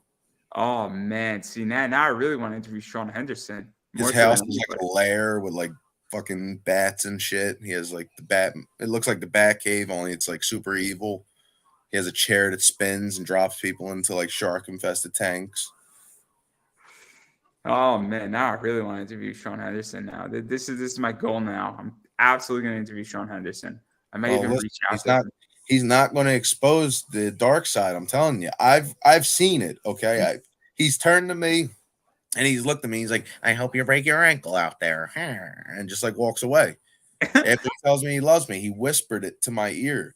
So I know he's a heel. I know he's a supervillain. He just needs the right encouragement. That's what's going on here. He needs to be Sean pushed Henderson and doesn't prodded. drive to H2O. Sean Henderson has his own plane. Okay. He flies in to H2O and then flies away. No one knows where he lives. Nobody knows where he lives. He has mail sent to the post office and then he just flies in, picks it up, flies off. So ridiculous. You think it's ridiculous, but have a conversation with Sean. If you could read people, you will read that Sean Henderson is a supervillain. I'm going to keep that in mind. I'm Keep that in absolutely mind. keep I'm that in telling you. mind. Just watch And what you say to him, though, because he can make people disappear, too. I've also seen that happen. I'll be sure to have my bat symbol ready to be on the lookout for when Sean Henderson's around. Just in case. Just in case. Keep an eye. Sean Henderson, you never know it. Sean $150, you won't even realize it. Yeah, right. You'll have two mouths. Sean Henderson's king of it. The shooter. The original American gangster, Sean Henderson. Yeah, right. Like so many things now can be said. So many things. So little time. But I do want to talk about one more opponent that you have faced continuously, and that's Jess Moss. How do you feel about that? That I face continuously? Are we talking about facing continuously in personal life or in the ring? However you want to take the question is up to you. I mean, I don't know. How do I feel about it? There's no words. I can't really put words together. I love her to death. You could have plead the fifth. That's true. That's also true. Plead the fifth. Can't answer none of these questions without my lawyer present. Save me before she comes running in here and chokes me. Yeah, right. For those who don't know, they are very, very close. In case you didn't know that, and you didn't watch last week, so there you go. Yeah. Very close. Very close. We're so close that there is a clone of the both of us, and that clone we like to call Sydney. Yes, we are. I find it pretty funny that people have actually asked this because like at first I started thinking, I'm like, wait, do people really think like this is a gimmick? Like we're not really. I asked last week off air, and I'll explain why. So I don't know if you know who Jamie Senegal is, and I love Jamie. She's great. But Jamie was not in a relationship with Alex Ocean, but they were pretending to be as part of a gimmick. And so I didn't know. And so sometimes in wrestling, people play off a gimmick and you don't know if they're in a relationship or they're not. And it's a very complicated thing. So I'm going to politely ask somebody because I don't know sometimes if it's real or if it's fake. And I would rather privately ask than make an assumption that could be insulting. So yeah, no, I understand. I hear you.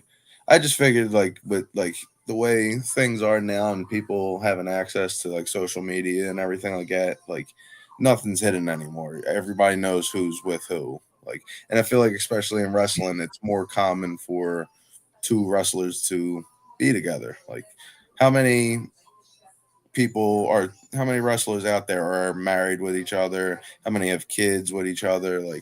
It's an endless. I mean, for me, I come from an old school position where I ask questions privately just to not. No, you're good. And so I would rather ask a question and say, "Hey, I don't mean to be insulting, but just making sure because I don't want to make a statement that somebody gets all pissed off about because it's happened to me where I made a statement ignorantly and then somebody's fucking taking off my head." So I act appropriately and look, people have done it publicly to me too. And it's the same thing that I have things and I'd rather somebody ask a question in a more private setting than a public one. Because if you ask me a question publicly and I'm wrong, it doesn't end well for me. So that's why people ask more privately, because they just don't want to be an asshole. Yeah, makes sense. But that's just me. But obviously, I was just joking around. I know the two of you are very close. So that you have a kid together. Yes. But yeah, so that's fascinating, and obviously, she may or may not be looking at you when I ask that question. So if you don't show up to work tomorrow, we know the reason why. You hear that? You can't do nothing to me. I'm setting up justice for you. Is all I'm doing in this question. You're good. You're good. You're good. But I do want to talk about a few more things. Sure. Nothing to do with Jimmy Lloyd here. He's not coming in, I promise. I did not reach out to him. I don't want him wandering in and out. I really don't. I don't think I can handle it.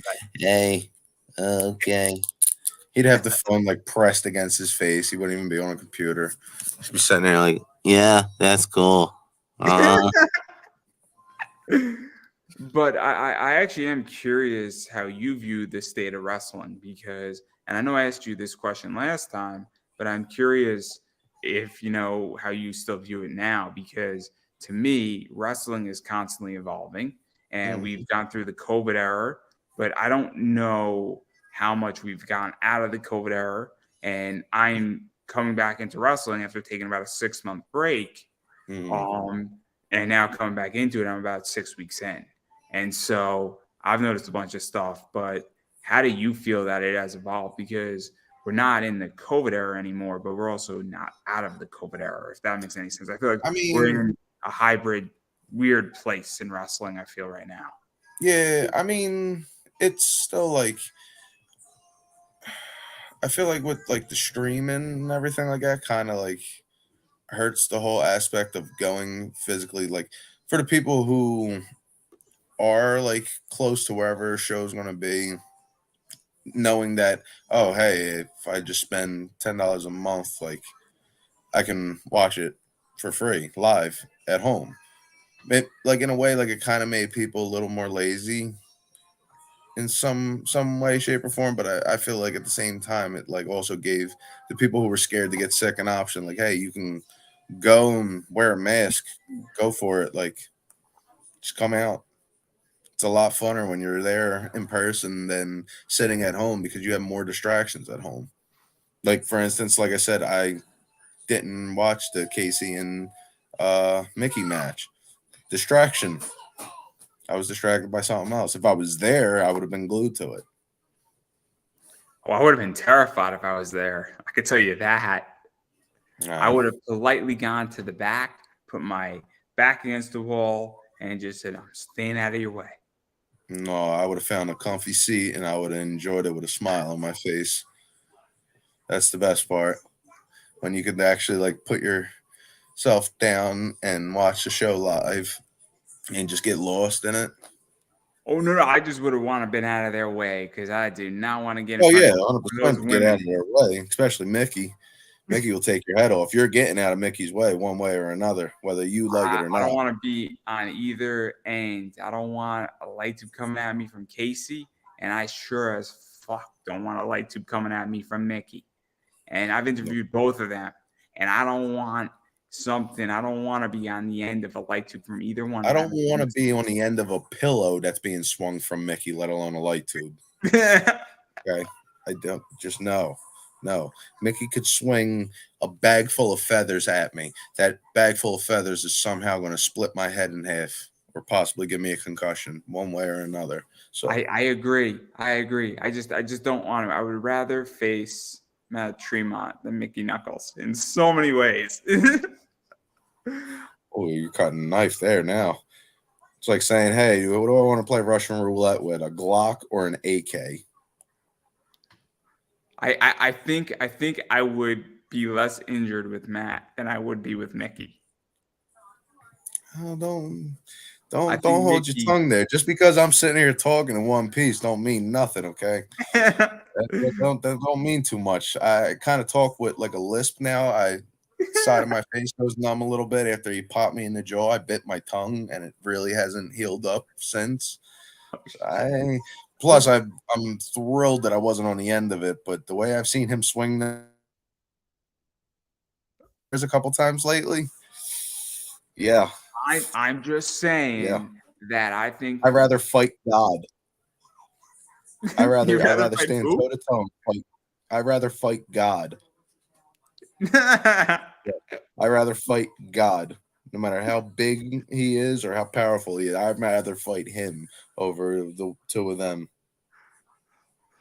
Well, I hate to break this to you, but I don't know if you heard about the latest match that's being booked. You and me are in a tag team against the two of them.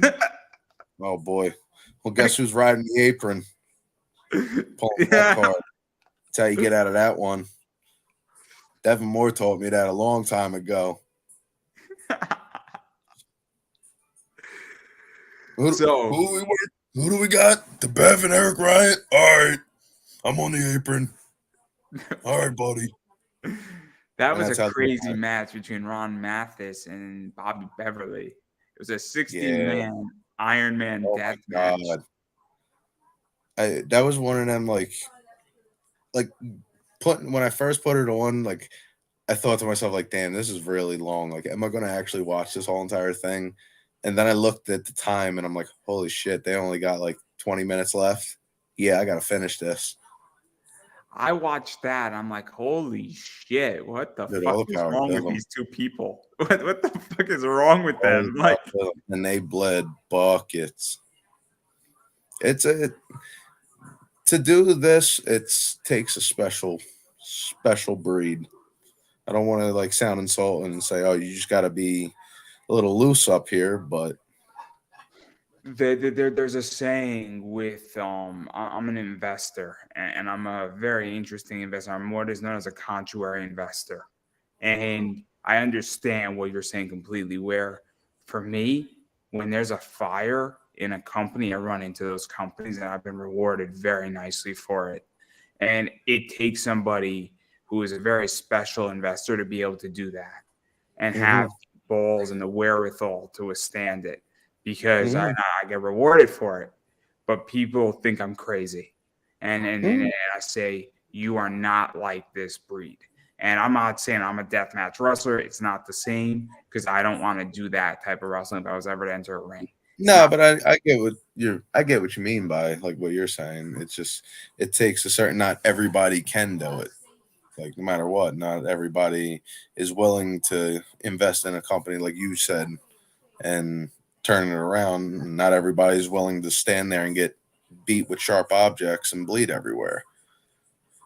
It's something, and I get it, and again, I think you either get it or you don't, or you even have an idea. Like I can't get deathmatch wrestling because I'm not a deathmatch wrestler, but I have an idea and I have an appreciation for it because I understand what it means to sacrifice and what it does, and even how it tells a different type of story.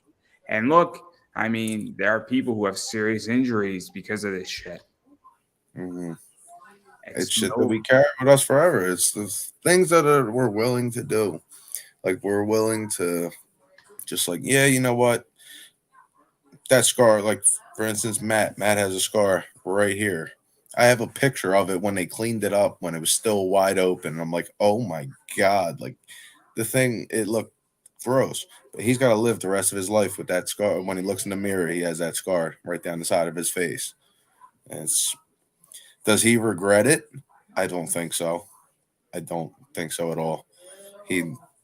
Does he care? It was probably uncomfortable at first, like going out in the public and with your face, like you have a slice down the side of your face and it's still healing and everything like that. Of course. Did he get used to it? I'm sure. But it probably also sucked for a little while because it's just painful too, Hey. But I mean, look at Akira. I don't know if you know the Matt Tremont match with Akira, right? Which one? At ICW No Holds Bar.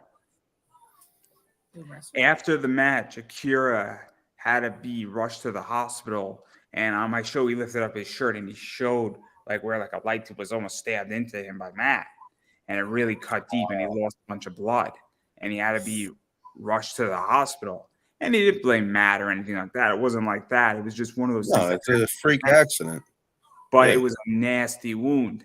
I mean, I'm sure, if Matt knew how bad the wound was, he wouldn't have given like a 10-minute speech.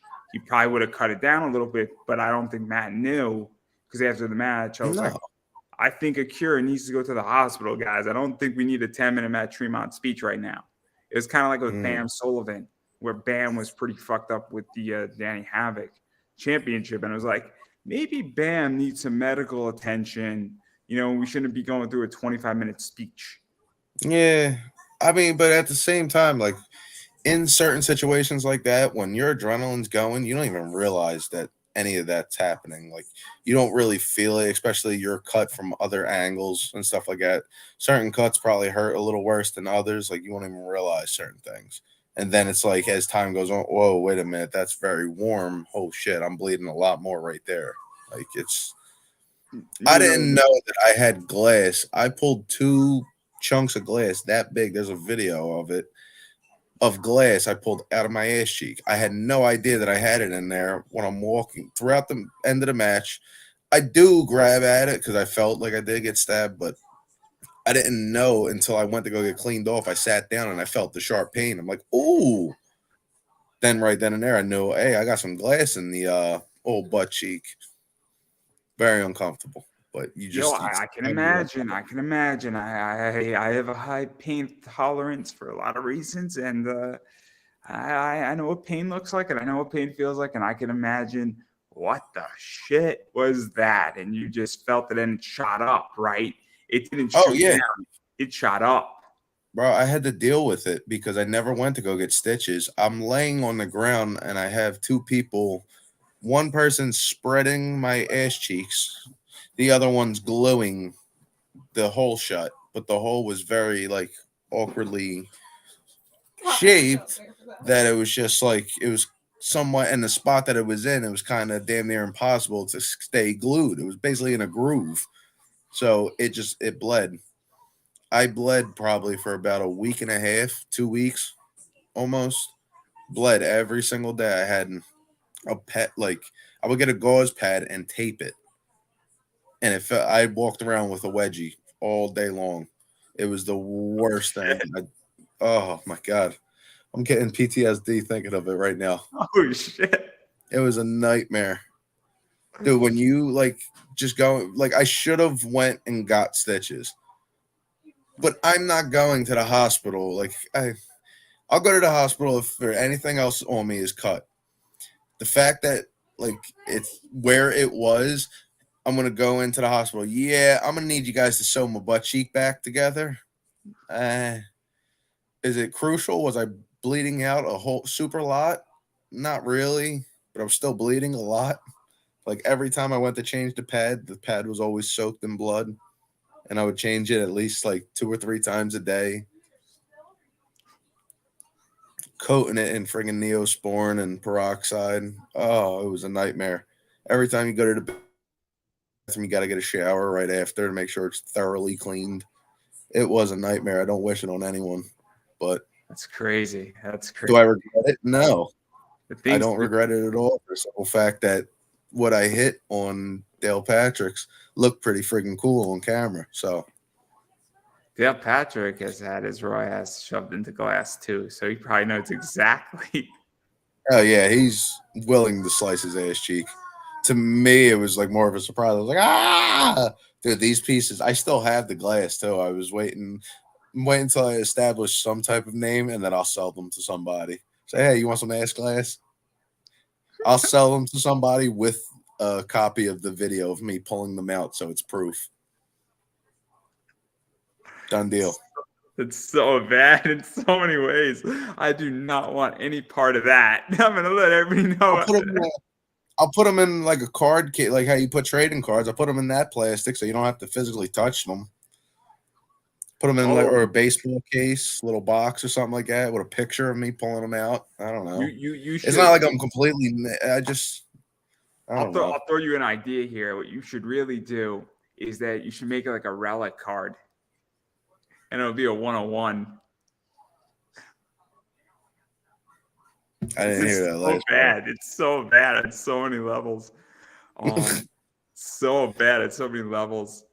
Nah. This show this season started up here, and we have ended this show right in the gutter. And let me explain the trajectory of this show. Episode 1 was up here. Episode 2 was basically comic book porn. What? 45 minutes after episode 1. For the love of God. There's a guy, and basically he does pretty much, the essential comic book porn stuff, and his books show a lot of nudity, and the covers is exactly what you get in your book. And he is an equal offender. And so we started in a very wholesome, artistic way, and 45 minutes, we went right down to the gutter. And I'm still here. And so this is just the continuation, 128 interviews later. So, yeah. Hey. So everything is fair. I think if, I don't know. I ain't got the answers for it. I ain't got the answer for it. I can tell you this. I won't share any weird stuff as that, but I can share stories about people being sliced and mutilated. Then again, I could just everybody knows about what this show is, and okay. I get top celebrities on this show because it works. It works, and it works, and it will continue to work just as everything else works, because diversity, and people want to know all this shit whether they want to admit it or not. People want to know how somebody's ass gets sliced in a wrestling ring. They want to know it. It's true, and it works. These are the injuries that these sick fans want to see for some reason. Like they gotta be held responsible in this situation too. It's not just us being crazy. We're crazy because they want to see us be crazy. We do this because they ask for it. Sometimes they ask for a little too much, and then it's just like, hey, I'm kind of a human being at the same time, but Party doesn't think that way. Party just thinks like, yeah, you want more? Here's more. It's a little fucked up, because I was speaking with Josh Briggs, who was in WWE, and he had a fans bring the weapons match. And what he said is that he found it a little disappointing that fans were trying to sneak other shit into those weapons that were gonna hurt a lot more off the line. Yeah. And there is filling light tubes with paprika. Like, why would you do that? We're already destroying ourselves. Why we got to go blind now too? Because you got paprika and mixed in with mercury. Thank you. Oh, like that's so fucked up in so many ways. Oh, yeah. It's like I get like some people want to see like the gruesome stuff and everything like that, but like where's your limit at? Like, I question the people who show up to the fans bring the weapons shows with a fucking katana that's freshly sharpened. Like, what did you want to see happen with this sword? Please inform me. What did you think we're gonna take in, just full on swing it, and there goes his head? You're gonna be the only one standing there going, yeah. Like, it's so. I'm sorry. It's funny because it's so ridiculous that you it can't happens. But that's the worst part. It happens. That's it's crazy. Not like it happened. It happens. It happens on a regular basis. That's why fans bring the weapons matches. Sometimes, like, they can go good, or they can just go to a complete 180. So I like what Beyond did, where what they said is we're gonna have a tack match, and then people said I'll donate $10 for an extra 1,000 tacks, and then what wound up happening is it became like 100,000 tack match. That to me is cool. Because the fans get to participate, or if you want to have a weapons match, I think the safest thing is that why don't you create a donation page, and then everybody gets a vote for their donation on if you're going to have a bunch of Legos in the match. But I think if you give fans the ability to bring weapons, I think that's a horrible idea. I really do, because I don't think which fans you're not supposed to trust when they show up with some shit like that. I mean, I think it's a problem. I seriously think it's an issue. And somebody brought a gun before to CZW. Like, what the? I can't. Here you go. Just an extra gun I had laying around the house. Somebody can use that. What do you want to see happen, my friend? What do you really want to see happen? Somebody get their shoulder shot? Oh yeah, cool. Shoot me. Fuck. No. It's kind of messed up in a way. It's like That's so I think fucked up in so many ways. Actually, I heard him do it on a podcast. That it's like it kind of sucks in a way because you feel like that animal in the zoo where it's like you're doing everything you possibly can. Like your body is torn or you're working through an injury and you're trying to give something, and then you just get them people that's just like, no, I want to see blood come out of his ears. Like, dude, Jesus Christ. Can I go home to see my family? Because you're happily gonna. Like, there's some fucked up shit, man. I think some of these people in this, if you bring a gun or a katana, you might need some help, and maybe you should not be at a wrestling arena. Maybe you should be at a mental hospital. Yeah. You need to talk. If you bring Legos to a fans bring the weapons match, and then you get attacked for it, you're reasonable because Legos hurt, but Legos are not going to cause the same idea that a katana or a gun is going to cause. There's a big difference. If you bring lemons to a fans bring the weapons match, again, it's not nice and lemons can hurt, but you're not crossing the line. It's manageable pain. It's pain that's going to suck for the time being because everything that we do, there's not a way around everything. There's not like, and you get hit with a light tube. Like I see people all the time that hit each other and they're just like smiling and everything like that. It's like, oh shit, look, the back of your neck is sliced. You're bleeding a lot from behind your ear. You're bleeding. Like it hurts. It all hurts. It's not like any of it feels good. It's crazy. The fact that somebody would even bring a gun or a katana to this is just mind-boggling to me. Like, I don't get it. And like, I've known people who have put like weird shit in light tubes, and it's like, why would you want to do that? You know, if you bring a light tube to a ring, like, why would you want to cause more pain? I don't know. I don't know. But it is what it is. But we've been speaking for almost 2 hours, and I do want to give you a chance to promote yourself because I know you got a bunch of stuff going on. I know that you're wrestling at H2O. I don't know, what was it, live this Monday or was it pre-tape? It was a pre-tape. I don't know when it's going to go up. Because H2O is weird that way, where sometimes they do live stuff, but sometimes they do pre-tapes, and it's a mixture. Yeah. For a lot of reasons, but we don't have to go into the whole thing. But we got Thanksgiving. We have Subterranean Violence coming up.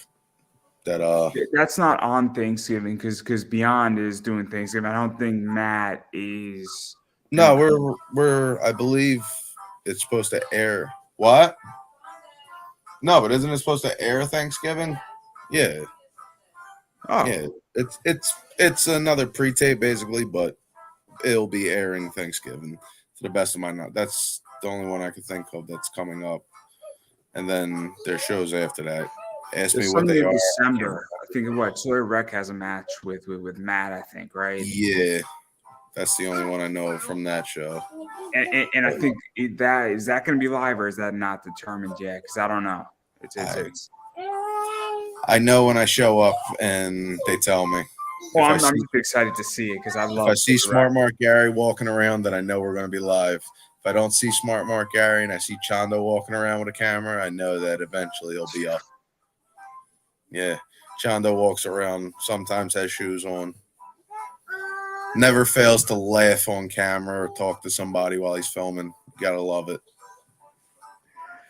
Yeah, and then also, where could people find you? Where could people pick up your shirt? All that stuff, because that also matters in a lot of ways too. You know, buy the merch, right? Yeah, buy the merch, please. Start buying these shirts. You can get it on Deathmatch Worldwide, I guess, / Deklan Grant, or just look under the D section for Deklan Grant. I have 2 shirts on there. I think I have Facebook. I'm not sure. I don't use it.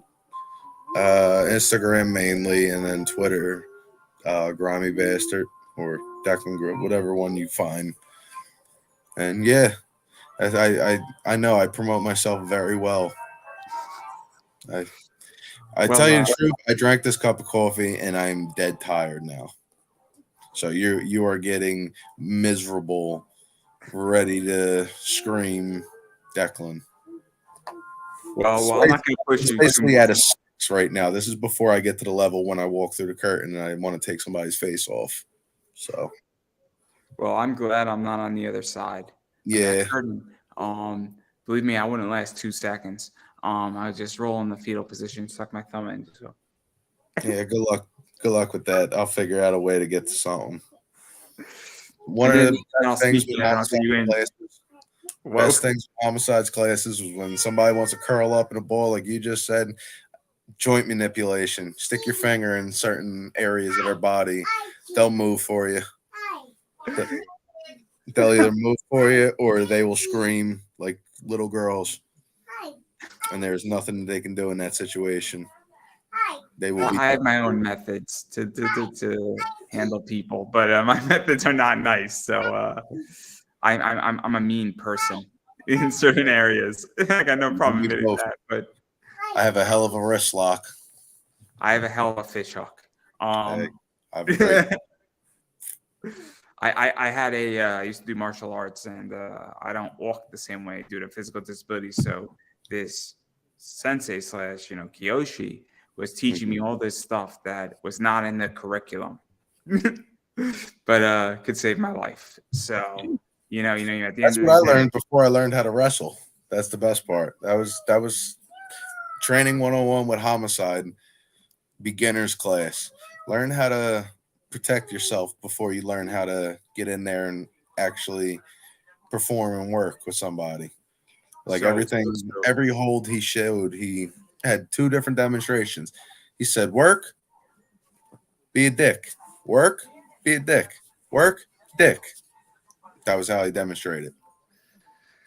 No, it's important. It's important, but obviously safety is extremely important in a lot of ways, and knowing how to be a dick and knowing how to work it. Because let's be realistic, there are people in the ring who you're going to view that simple or brand new who you don't want to be a dick to, not because, and they might be having a hard time, but you don't want to work them because they're trying. But then there's people And who, now, like in situations like that, like in my opinion, like you try to work, like you got to work with them. Otherwise, if they're looking like shit, you're going to look like shit because it's the 2 of you. It's not just one person out there doing a bunch of shit. That's why there's certain people who are great workers who can work with literally anybody because they know how to work with anybody.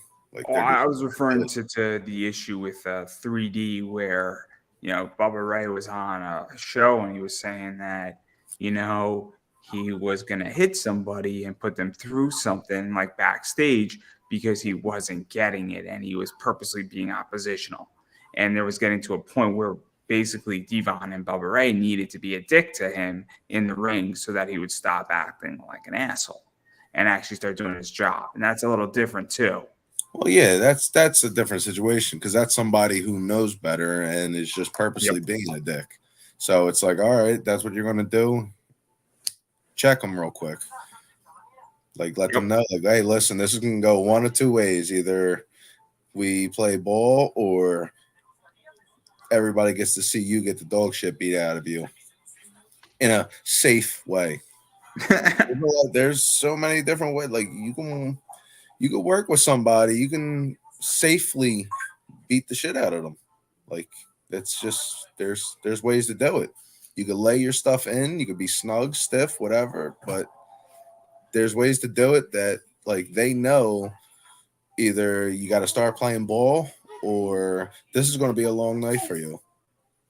And when you walk through that curtain, when it's all said and done, you're feeling a little sore, a lot more sore than you should have be feeling. Then hey, dude, you were fucking up. I've been in that situation a few times, and I just took it as I fucked up. That's all. I've been in that situation enough times too, but not in this, but more in an interview, and I get it.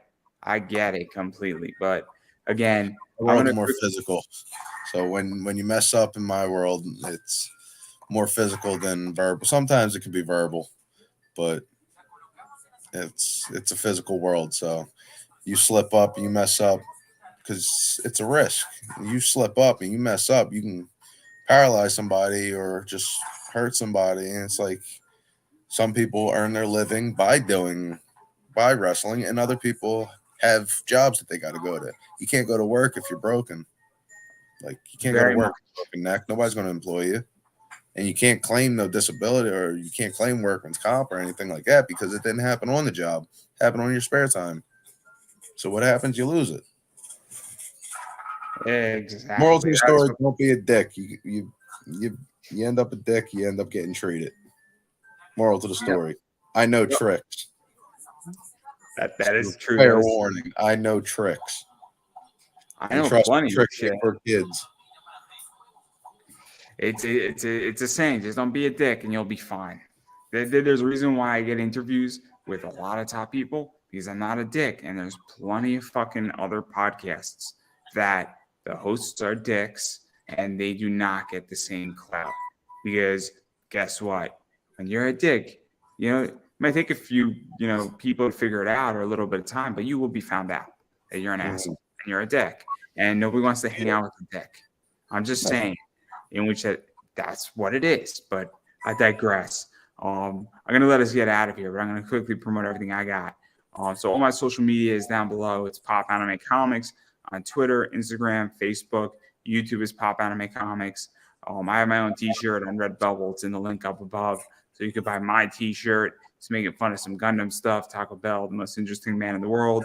I also am probably going to be releasing a comic book investing class, because I like money and I want to teach that, and I'm happen to be very good at it. That's probably going to come out in 2023. It's going to be about $40 on Udemy. So, and I'm probably going to give a bunch of, discount codes out on my show all throughout 2023. So, you can get it probably cheaper. I'll be on the lookout for that. And that's everything I got for everything. I also have Buy Me a Coffee if you'd like to support my show. If not, no necessity.